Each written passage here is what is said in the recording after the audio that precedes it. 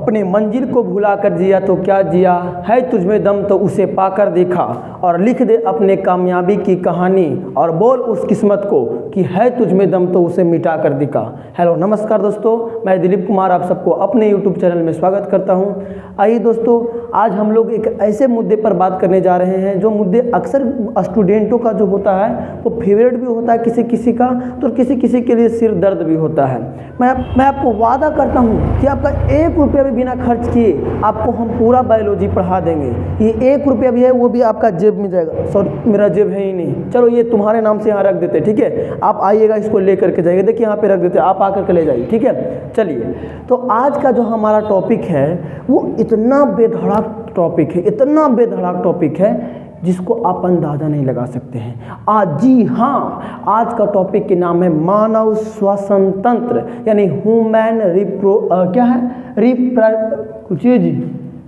Respiratory system, ठीक है, यानी मानव श्वसन तंत्र। हम लोग हिंदी है, ठीक है, इंग्लिश जैसे ही टेढ़ा नहीं लग रहा है, ठीक है। रिस्पिरेटरी सिस्टम, मानव श्वसन तंत्र। चलिए तो स्टार्ट करते हैं मानव श्वसन तंत्र को। देखिए, पहली बात अगर हम आपको बोले कि मानव श्वसन तंत्र में हम लोग क्या पढ़ेंगे, तो सर मानव श्वसन तंत्र में हम लोग पढ़ेंगे कि मानव जो है वो श्वास को यानी सांस को कैसे लेता है और कैसे छोड़ता है, ठीक है। यानी हम बात करें तो सांस लेने और छोड़ने की क्रियाओं को ही बात करेंगे।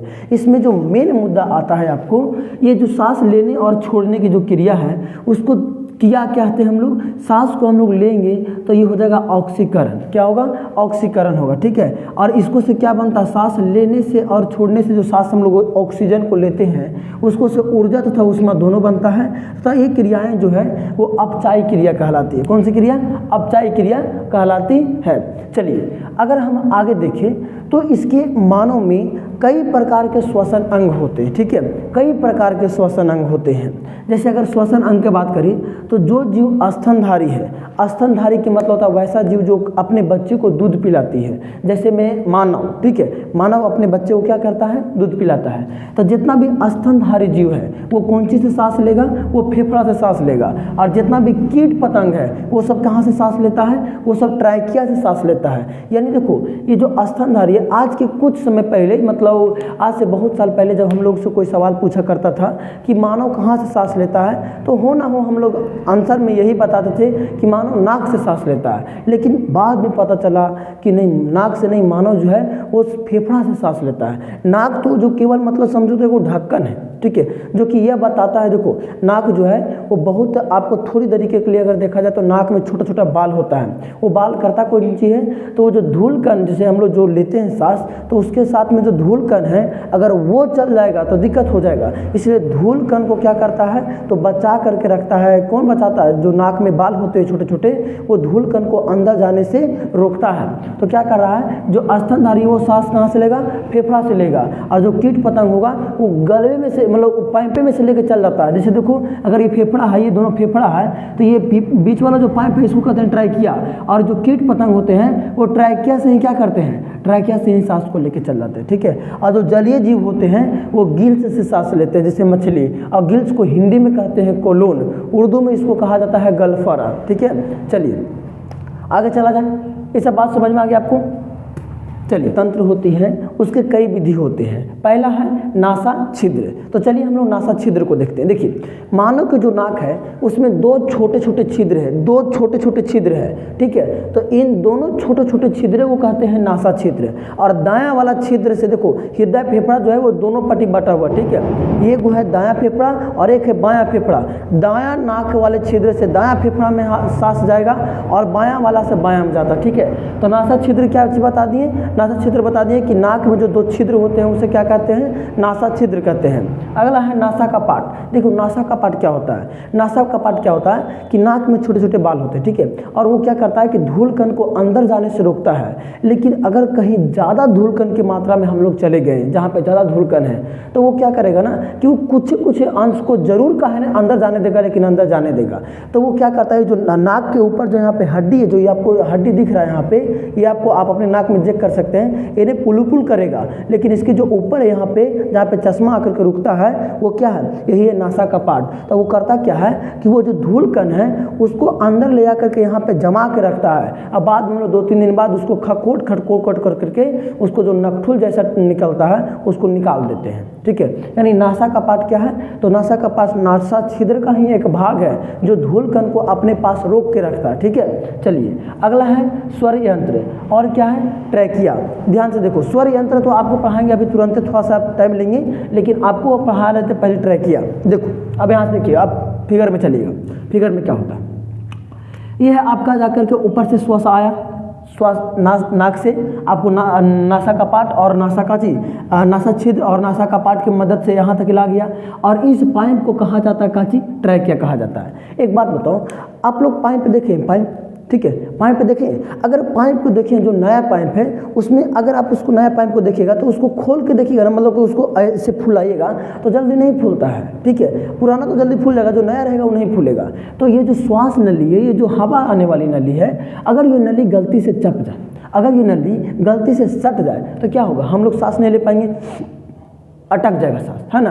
तो इसीलिए क्या है ना कि यहाँ पे देखिएगा ना कि श्वास नली में यहाँ पे जो है वो संयोजी ऊतक यानी कि हड्डी के एक प्रकार का कहो तो हड्डी के इसके अंदर में ऐसा बना हुआ है। वो करता क्या है, तो वो कुछ नहीं करता है, वो इन पाइप को बस सिकुड़ने नहीं देता है। क्या करता है, सिकुड़ने नहीं देता है। और क्या करता है, इसको सिकुड़ने नहीं देगा तब ना सांस पूरी तरीके से आएगा तो ये पहुंच जाएगा यहाँ पे। लेकिन अगर सिकुड़ जाएगा, ये पाइप आपस में सट जाएगा तो फिर कैसे जाएगा, ऑक्सीजन नहीं जाएगा, ठीक है। तो क्या करता है कि ऊपर से आया सांस लेकर के और इसको लेकर के यहाँ से 2 फेफड़ाओं में अलग अलग बट जाएगा। दायां वाले फेफड़ा को जो इधर बट गया है इसको कहते हैं ब्रोंकियंस। ये दोनों, इस दोनों को क्या कहते हैं, ब्रोंकियंस। और ये आने के बाद अंदर में छोटे छोटे 3-4 भागों में अलग अलग बट जाता है, और इसी को कहा जाता है एल्वोली। क्या कहते हैं, एल्वोली, ठीक है। दोनों दने जो छोटे छोटे भागों में टूट जाता है वो क्या कहलाता है, एल्वोली कहलाता है। अब एक बात को सीखो, देखो ध्यान से, मेरे बात को समझो। यहाँ पे अगर बात दिमाग लगे तो एक छोटा सा ये यहाँ पे इस प्रकार से हम एक जीव मतलब ऐसा कुछ बनाए हैं, ठीक है। और ये सबका श्वसन तंत्र में हम लोग का भी है, आपको भी है। और ये करता क्या, जैसे देखो हम लोग क्या कर रहे हैं, हम लोग एक बार सांस ले रहे हैं तो एक बार सांस छोड़ रहे हैं। हम लोग को फेफड़ा की इतना ताकत नहीं है कि वो सांस को छोड़ने में मदद करे। सांस तो ले लेता है लेकिन सांस को छोड़ने में उसको ताकत नहीं है। तो क्या करता है ना कि सांस को ले लिया, लेकिन जब सांस को छोड़ने जाता है ना तो छोड़ते वक्त ये जो है ना डायफ्राम, जो डायफ्राम है वो डायफ्राम उसको नीचे से धक्का देता है, वो नीचे से ठेलता है। डायफ्राम फेफड़ा को दोनों तरह से चापता है, ठेलता है, तब धकाक से वो सांस फेंकता है। समझ में, तो सांस तो हम लोग ले लेते हैं लेकिन हम लोग को सांस छोड़ने में कौन मदद करता है, हम लोग को सांस छोड़ने में मदद करता है डायफ्राम। समझ में आया बात, जो डायफ्राम है वो नीचे से फेफड़ा को चापता है, ठेलता है, तो ये पुचुक दुगुन सांस को ऊपर फेंक देता है। तो इसीलिए हम लोग एक बार सांस लेते हैं और एक बार सांस छोड़ते हैं। लेकिन ये सब में होता है तो, लेकिन जो महिला गर्भवती है वो गर्भवती महिला में ये नहीं काम करता है। कैसे बताते हैं, गर्भवती महिला में अगर हम बात करें तो डायफ्राम तो फेफड़ा के नीचे रहेगा डायफ्राम, लेकिन उसको से ज़्यादा उसका बउआ का पेट बड़ा रहता है, ठीक है। जो बच्चा रहेगा उसके पेट में वो ज़्यादा बड़ा पेट हो जाने के कारण उसका डायफ्राम काम नहीं करता है, ठीक है। तो क्या सर, तो उसमें सांस कैसे छोड़ता है, सवाल पॉइंट उठ गया कि सर जब अभी जस्ट बताएं कि बिना उसको रहले अगर नहीं सांस छोड़ेगा तो केवल लेते रहेंगे तो मर जाएंगे क्या। अगर हम उसको लेते रहे कितना देर ले पाएगा, छोड़बे नहीं कीजिएगा, खाली लीजिएगा तो दिक्कत हो जाएगा ना। तो आपको छोड़ना भी जरूरी है। आज छोड़ने के लिए डायफ्राम होना चाहिए, और डायफ्राम कह रहे हैं कि महिलाओं में काम नहीं करता है, जो गर्भवती महिला होती है तो उसमें क्या करता है, ये दोनों जो पसली है ना, दोनों जो कमर की हड्डी के बगलों में मांस से पसली, वो काम करता है, ठीक है। जितना दिन तक वो गर्भवती रहेगी यानी डायफ्राम उसका काम नहीं करेगा, उतना दिन तक दोनों दने के पसली क्या करता है कि उसको ठेलने को मदद करता है, यानी सांस लेने और छोड़ने में मदद करता है। कुछ आया समझ में, चलिए। तो मेन रोल किसका है, डायफ्राम का है। चलिए इसको मिटाते हैं, इसको समझ गए होंगे। इसको मिटा करके अब आप लोगों को श्वासोच्छ्वास, सांस को अंदर ले रहा है, अंदर लेना, ये कहलाता है निश्वासन, निश्वासन, निश्वासन। और यदि हम उसको बाहर फेंक रहे हैं, यानी सांस को यदि हम बाहर फेंक रहे हैं, बाहर निकालना, निकालना, ये कहलाता है निश्वासन। देखिए पास थोड़ा सा अंतर है, एक केवल निश्वासन है। यदि श्वासोच्छ्वास, देखो श्वासोच्छ्वास में क्या होता है, एक बार क्या होता है कि सांस को अंदर लेने की बात करते हैं। श्वासोच्छ्वास का ही मतलब होता है सांस के अंदर लेना और सांस को बाहर छोड़ने की क्रिया को क्या कहते हैं? श्वासोच्छ्वास कहते हैं। इतना तो तुमको पता है। श्वासोच्छ्वास क्या कहते हैं कि सांस को अंदर लेना यानी ऑक्सीजन को अंदर लेना और ऑक्सीजन को बाहर निकालना क्या कहलाता है? श्वासोच्छ्वास कहलाता है। तो एक बार श्वास को अंदर ले रहे हैं, सांस को अंदर ले रहे हैं और एक बार सांस को बाहर निकाल रहे हैं, तो अंदर लेने वाली क्रिया को कहते हैं निश्वासन। देखो यहाँ पे क्या है? निश्वासन। लेकिन अगर हम बोलेंगे सांस को बाहर निकालने वाली क्रिया क्या कहते हैं? तो निःश्वासन। यहाँ है निश्वासन, यहाँ है निःश्वासन। ठीक है, बस छोटा सा पॉइंट है। अगर हम बात करें तो जो हम लोग सांस लेते हैं तो जो नाइट्रोजन है, जो नाइट्रोजन हम लोग लेते हैं वो वायुमंडल में नाइट्रोजन कितना प्रतिशत है? 78%। तो हम लोग नाइट्रोजन को कितना लेते हैं? 78%। अगर ऑक्सीजन की बात करें तो 21% ऑक्सीजन लेते हैं। अगर हम CO2 की बात करें तो CO2 लेते हैं 0.03%। यानी जितना हम लोग को वायुमंडल में है उतना हम लोग ऑक्सीजन को लेने के काम करते हैं। क्या सर, वायुमंडल में तो बहुत ज़्यादा नाइट्रोजन है, अगर हम लोग एक आदमी उतना ले लेगा तो फिर कितना काम करेगा? देखो एक बार में जितना हम लोग सांस ले सकते हैं, एक बात तुमको बता दें कि एक बार जब हम लोग सांस लेते हैं नॉर्मल तो 500 ml हम लोग ऑक्सीजन को खींचते हैं यानी हवा को खींचते हैं। जो आधा लीटर वाला बोतल होता है ना, जो आधा लीटर पेट्रोल वाला बोतल होता है उसको में 500 ml गैस अटता है। ठीक है, तो 500 ml गैस को एक बार हम लोग सांस लेते हैं तो ले सकते हैं। और अगर ज़्यादा से ज़्यादा हुमच के सांस लें, जैसे अगर हम बात करें अगर नॉर्मल हम सांस ले रहे हैं तो हम ले रहे हैं 500 ml। ठीक है, कितना ले रहे हैं? 500 ml। लेकिन अगर हम ज़्यादा एक ही बार टान लें तो कम से कम ये 6000 ml चल जाता है। 6000 यानी हम बोलेंगे तो 6 लीटर आपको चलेगा का चीज ऑक्सीजन यानी कि गैस। ठीक है, तो अगर आपको बोलेगा कम से कम हम लोग कितना बार मतलब कम से कम कितना गैस को ले सकते हैं कम समय में, तो 500 ml और ज़्यादा ज़्यादा तो 6000 ml। याद रहेगा। चलिए, तो जब हम लोग एक बार लेते हैं खींचते 500 ml में तो उसको 100 मान करके और उसको अलग अलग बांटा गया है। ठीक है, जैसे हम लोग 500 ml ले लिए तो हम पूरे गैस को 100% मानेंगे अपर मोटा मोटी। ठीक है, और उसमें भी बांटेंगे नाइट्रोजन कितना है तो 78 है, ऑक्सीजन कितना है तो 21 है, कार्बन डाइऑक्साइड कितना है तो आपको जा करके 0.03%। लेकिन जब लेते हैं तो ये इस रूप में लेते हैं, लेकिन जब छोड़ते हैं ना तो नाइट्रोजन जितना लिए उतना छोड़ देते हैं, 78% छोड़ देते हैं। लेकिन ऑक्सीजन लिए थे कितना? 21, लेकिन 4% हमारे शरीर में काम में लग जाता है, इसलिए अब छूट जाएगा कितना? 17%। बाहर निकालते हैं ऑक्सीजन को 17% और कार्बन डाइऑक्साइड बाहर निकालते हैं हम लोग 4%। ठीक है, अब बात को समझिएगा। यहाँ पे ये तो याद रखने की जरूरत नहीं है, जितना वायुमंडल में नाइट्रोजन है उतना लेंगे और जितना ऑक्सीजन वायुमंडल में उतना लेंगे और जितना CO2 वायुमंडल में उतना लेंगे। लेकिन छोड़ने वालों को ध्यान रखना है कि नाइट्रोजन को तो 78 छोड़ेंगे, नाइट्रोजन रख के क्या करेंगे। लेकिन ऑक्सीजन, ये बात याद रखना, ऑक्सीजन हम लोग सभी नहीं रख लेते हैं, मात्र 4% रखते, बाकी सबको छोड़ देते हैं, क्योंकि हम लोग को शरीर के जितना जरूरत रहेगा उतने लेंगे। और CO2 जो है वो लिए थे 0.03% और दे रहे हैं हम लोग 4%, क्योंकि और भी शारीरिक क्रियाएं जो है जैसे शरीर में भोजन का पचना वगैरह जो गैस वगैरह बनता है वो भी क्या है? कार्बन डाइऑक्साइड है। तो यहाँ से आया कम, बाहर से आया कम, लेकिन शारीरिक क्रियाओं के कारण और मिल करके ये 4% बना दिया। ठीक है, तो ये आपको समझ में आ गया क्या हम समझाना चाह रहे हैं इसे। चलिए आगे हम लोग देखेंगे और आगे आप लोग को जो भी है आगे देखेंगे। और आगे का पॉइंट है, आपको देखिए आगे का पॉइंट क्या है, इसको मिटा दें। देखिए आगे का पॉइंट है ये काम कैसे करता है। सर मेरे बात को सुनिए ध्यान से, काम कैसे करता है। सबसे पहले वहाँ से ये सांस लिया और सांस लेने के बाद यहाँ से चला आया, इसमें आया और इसमें आने के बाद ये दोनों में चला गया, दोनों में ये चला गया और दोनों में सांस, यहाँ ऑक्सीजन आया और ऑक्सीजन भेज देता है, ये छोटे छोटे गोलका है ना एल्वियो, वहाँ भेजता है। और ऑक्सीजन जैसे ही एल्वियो के पास आ जाता है और एल्वियो क्या करता है? विसरण की क्रिया। कौन सा क्रिया? विसरण का क्रिया। विसरण का क्रिया कर करके आई खून में भेज देता है, यानी रक्त में। और रक्त में क्या? हीमोग्लोबिन। और हीमोग्लोबिन यहाँ से ले करके ऑक्सीजन को और तुरंत पूरे शरीर में भेज देता है, तुरंत पूरे हाथ में, गुड़ में, पैर में, आँख में, नाक में, सगरों भेज देता है। कौन? हीमोग्लोबिन।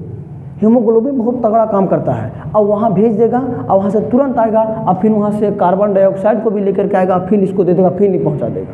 ठीक है, यानी कि हम बात करें तो सांस लिए और ये यहाँ से आया और ये चल गया एल्विलो में, और एल्विलो यहाँ पर नीचे मुंह छानने रहेगा कौन, हीमोग्लोबिन, और हीमोग्लोबिन मुंह छानने रहेगा। जैसे वहाँ से दिया विसरण क्रिया करवाया, ले करके किसको, ऑक्सीजन के अणु को लेकर के तुरंत दौड़ा के धार लाया, और वहाँ से टप से लिया, एक टप उठाया, एक गिलन उठाया यहाँ से ऑक्सीजन और ले जाकर के उसको पास उतार दिया, और तुरंत वहाँ से कहा कार्बन डाइऑक्साइड जल्दी दे, वहाँ से कार्बन डाइऑक्साइड ले करके और तुरंत इसको ला के दे दिया, बोला ले जाओ फिर से छोड़ो। तो हम नहीं कहते हैं छोड़ते हैं सांस को, और नीचे से मदद कौन कर देता है, डायफ्राम चाप देता है, ठीक है। फिर से ऊपर से सांस लेंगे, फिर यहाँ फिर कहीं जाएगा ना हीमोग्लोबिन, ये जो रुकेगा, हीमोग्लोबिन रुकल रहेगा, क्योंकि अब इंतजार करेगा कि एलोम ना आए, सांस लेकर के ऑक्सीजन लेके एलोम नहीं ऊपर से, जब ऊपर से जैसे ही ऑक्सीजन लेकर के आएगा फिर तुरंत लेगा और फिर तुरंत सबके बांट देगा, ये लोग एगो पैर के ये है, एगो पैर के ये है, ये हाथ के है, ये शारीरिक क्रियाओं को सबको दे देता है, और फिर वहाँ से CO2 को लेकर के तुरंत आ जाता है, इसको दे देता है, ठीक है। आगे समझ में कैसे काम करता है से, और यही क्या कहलाता है, मानव श्वसन तंत्र कहलाता है। कोई दिक्कत? चलिए अब हम लोग एक और चित्र बनाते हैं और उसमें समझने की कोशिश करते हैं कि किस प्रकार हम लोग को काम करता है, फूड पाइप वगैरह हम देखते हैं, ठीक है। देखिए कैसे काम करता है, ये इस प्रकार काम करता है कि ऐसे रहेगा, देखो समझ,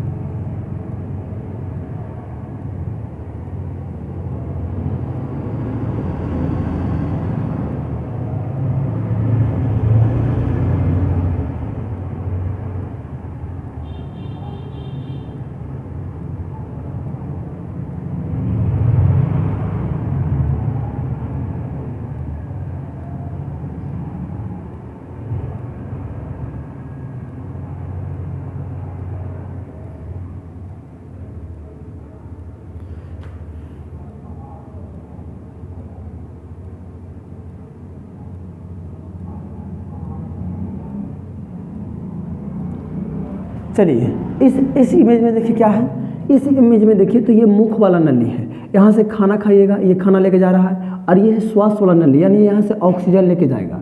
लेकिन क्या होता है, आप ध्यान से देखिए, कभी कभी क्या होता है, इसको कहते हैं एपिग्लोटिक्स, ठीक है, यानी कि जिसको हम लोग स्वर यंत्र लिखे थे ना, वह यही है स्वर यंत्र, ठीक है। इसको वोकल कोड इंग्लिश में बोला जाता है, ठीक है। तो ये करता क्या है कि जैसे मान लेते हैं कि हम लोग क्या किए कि हम लोग खाना खा रहे हैं, ठीक है, हम लोग खाना खा रहे हैं, तो खाना खा रहे हैं तो खाना का पाइप ये है, ये खाना खा रहे हैं तो खाना वाला पाइप है, और इसमें से खाना आएगा, तो खाना आएगा ना, तो यहाँ पे एक खूटी नियन है, यहाँ पे मुंह खोल के देखिएगा आईना में, तो एक खूटी नियन यहाँ पे है, ठीक है। और वो करता क्या है, जब खाना आता है ना, तो ये एने से हट करके और किसको ढक देता है, किसको ढक देगा, सांस वाला नली को बंद कर देगा, ताकि जो खाना वाला जो भी रोटी चावल खा रहे हैं हम लोग, वो गलती से सांस वाला नली में नहीं चल जाए, ठीक है। और जब हम लोग सांस लेंगे तो ये वाला खुटिया इन्हीं से उठ करके और खनवा वाला के चाप देगा और उन्हें से सांस पहुंचा देगा, यानी जो ऑक्सीजन है वो ऑक्सीजन को पहुंचा देगा वहाँ पे फेफड़ा में। आ रहा समझ में? यानी जो एपिग्लोटिक्स है वो बहुत काम करता है, एपिग्लोटिक्स बहुत ज़्यादा काम करता है। यानी एक प्रकार से बात करें हम तो ये इस प्रकार के रहता है ऐसे करके, और ये दोनों दने रहता है। जैसे एगो पाइप मान लेते हैं कि इधर है और एगो पाइप मान लेते हैं इधर है, और बीच से एपिग्लोटिक्स यहाँ पे है। तो अगर इसको जैसे मान लें कि ये फूड वाला है, ये फूड वाला है और ये ऑक्सीजन वाला है, और इसको अगर यहाँ बंद करना है, जैसे मान लें कि आप खाना खाएं तो आपको फूड वाला में आना चाहिए, तो ये इधर के इसको बंद कर देगा, ऐसे आकर के इसको बंद कर देगा, ठीक है, इधर झाँक देगा ताकि टोटल चीज़ इसमें आ जाए। लेकिन अगर गलती से अगर आप ऑक्सीजन ले लिए हैं और आपको अगर ऑक्सीजन लिए हैं तो इसको फूड वाला पाइप को बंद करेगा, ऑक्सीजन निरा में भेजेगा, ठीक है। लेकिन कभी कभी क्या होता है ना कि कभी कभी हम लोग क्या करते हैं कि जैसे जितना भी हम लोग के जो एपिग्लोटिक्स है वो काम करता है दिमाग के कारण, यानी दिमाग से हम लोग मतलब कि सोचते हैं कि क्या है नहीं है, दिमाग से काम करता है वो। लेकिन कभी कभी क्या करते हैं कि हम लोग खाना खाते रहते हैं और खाना खाते वक्त कुछ सोचते हैं, या तो फिर अगर बात करें कुछ बोलते हैं, तो हम लोग का जो दिमाग है ना वो काम करता है, भाई आप सोच रहे हैं और बोल रहे हैं उसमें काम कर रहा है। तो वोकल कॉर्ड चिल्लाते रहता है कि भेजिए करने, जैसे मान लें कि आप खाना खा लिए, ठीक है, आप खाना खा लिए, यहाँ से मुख से आप खाना खा लिए, भेज दिए वहाँ पे, ठीक है। और जब खाना खा लिए आइए श्वास न लिए, ठीक है, और यहाँ पर इसको बंद करना है। ये वोकल कॉर्ड कन्फ्यूजन में पड़ जाएगा कि आप भेज को चिरे हैं, दिमाग में कुछ तो सिग्नल दे, और दिमाग तो सोच रहा है दिमाग के सोचे में बेदम है, कुछ बोले में बेदम है, दिमाग तो वो नहीं बेदम है, तो हम किसको करेंगे, ये अपन मान से कदम हटा देगा। जैसे मान लीजिए आप खाना खाए हैं और दिमाग काम नहीं कर रहा है, तब वो कल कोड खाने में वाला का बंद कर देगा, तो चल जाएगा केरा में, फिर यहाँ से धनवा निकल के चल जाएगा ऑक्सीजन वाला में, और ऑक्सीजन इंतजार कर रहा है कि हमारे पास ऑक्सीजन आएगा, हवा आएगा, और चल गया हमारे पास चावल रोटी। अब वो छरिया जाएगा ना, तो फिर क्या करेगा, जैसे पूरी तरीके से अगर हम बात करें छरिया आएगा तो क्या करेगा, अभी जस्ट आपको समझाएं। देखो क्या होगा, छरिया आएगा तो इस प्रकार से आ करके और यहाँ से ऐसे आएगा और ऐसे आकर के, और ये आपका फेफड़ा था, अभी था फेफड़ा, समझाया हम आप लोग को इस प्रकार से, अभी ये फेफड़ा था इस प्रकार से छोटा छोटा, अभी ये फेफड़ा था, ठीक है। अब देखो ये छरियाएगा तो क्या करेगा, समझो, जैसे मान लेते हैं कि ये हो गया आपका फेफड़ा, तो यहाँ पर इंतजार कर रहा था लोग कौन सी आने का इंतजार कर रहा था कि ऑक्सीजन आएगा, लेकिन गलती से एपिग्लोटिक्स जो है वो खनवा वाला पाइपा को बंद कर दिया और किसको चालू कर दिया इसको फेफड़ वाला, यानी कि श्वसन नली चालू कर दिया। अगर श्वसन नली चालू कर देगा तो यहाँ पर इस लोग इंतजार है, ये एल्विलो इंतजार है, हीमोग्लोबिन रुकल है कि यहाँ से ऑक्सीजन आएगा तो उसको लेकर के जाएंगे, लेकिन कौन सी आ गया, चावल आ गया, तो इसको यहाँ सब लड़ाई कर देगा, कहेगा ये तो एरिया नहीं है, भागो यहाँ से, तो सब मिला करके इसको ठेलेगा, ठीक है, इसको ठेलेगा, बाहर निकालेगा। तो जब बाहर निकालेगा तो इसी को कहते हैं कि हिचकी आ रहा है, ठीक है। हिचकी लोग कहा जाता है कि कोई हमको याद कर रहा है इसीलिए हिचकी आ रहा है, गलत बात है, बल्कि आप किसी को याद कर रहे थे इसीलिए हिचकी आ गया, ना तो आप किसी को याद करते हैं और ना ही आपके फूड पाइप में श्वसन नली में आपका खाना जाता, नहीं तो जाता तो फिर यहाँ पे क्या आ जाता, हिचकी आ जाता। जैसा ही यहाँ पे चावल दाना कुछ भी आता है, इन लोग सब इसको वापस ठेलने लगता है, सब पूरा एकदम शरीर के अंग सब तैयार होता है लड़ने के लिए एकदम पूरी तरीके से, और सब पूरी तरीके से एकदम मिला करके जोड़ लगा के हैसा ठेल देता है। एक बार में गेलो देखता है, ऐसे हुला करके पहुँच गलो कि नहीं पहुँच लो, अगर पहुँच लो तो ठीक, नहीं पहुँच लो जना लो तो नहीं मनी, तो फिर सबको जोड़ लगा कर फिर ठेलता है कस के हिस्सा, तो हम लोग हिचक जाते हैं, ठीक है। तो ये जो हिचकी है ना, वो इसका खास कारण यही है कि श्वसन नली में फूड संबंधी यानी जो भोजन संबंधित कुछ वस्तु है वो चला गया है, जिसके कारण हम लोग सांस लेने में थोड़ा सा प्रॉब्लम होता है, ठीक है। तो ये था आपका श्वसन तंत्र, और श्वसन तंत्र से संबंधित जितना भी हम लोग सवाल हो सकता है उसको ज़रूर डिस्कस करेंगे। कैसा लगा क्लास आप लोग कमेंट करके ज़रूर बताएं, बहुत मेहनत लगता है, ये क्लास को बनाने में बहुत मेहनत लगता है, ठीक है। तो आप लोग ज़रा कमेंट करें, और जो इस चैनल पे नए हैं वो चैनल को सब्सक्राइब कर लें, ठीक है। अगला जो आप लोग को क्लास है वो कौन सी क्लास रहनी चाहिए, कौन सी वीडियो रहनी चाहिए, आप लोग कमेंट करके मुझे ज़रूर बताएँ। तो मिलते हैं अगले क्लास में, तब तक के लिए जय हिंद।